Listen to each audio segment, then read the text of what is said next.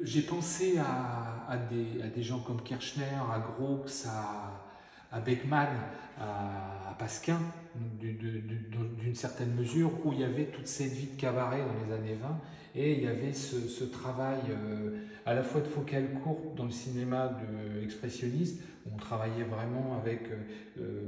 pratiquement un œil de poisson, où on a des premiers plans et des arrière-plans qui se détachent. Et c'est vrai que c'est une focale qui est assez peu utilisée en Europe.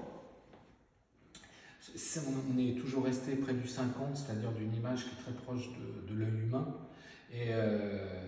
il y avait Eisenstein, lui, travaillait avec des focales extrêmement courtes où on a à la fois net les avant-plans et très net les arrière-plans. Donc il y a notamment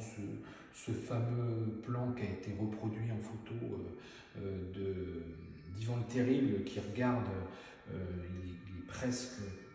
je veux dire, tiré tout en longueur et qui regarde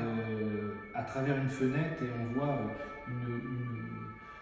un énorme filet humain qui arrive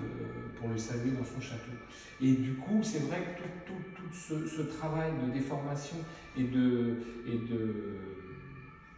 dirais, de torsion qui pousse presque à la caricature, c'est quelque chose qu'on retrouvait dans le cinéma expressionniste allemand. Donc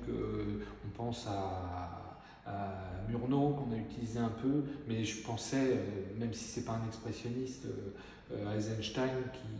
qui a utilisé ses focales aussi bien pour Octobre que pour Le Prêtre Belgine, dont il reste quelques photos,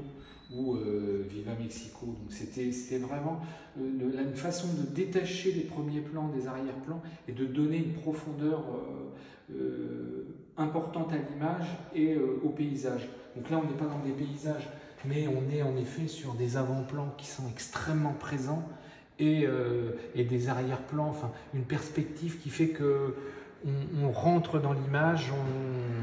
où on s'en échappe comme ici, quoi.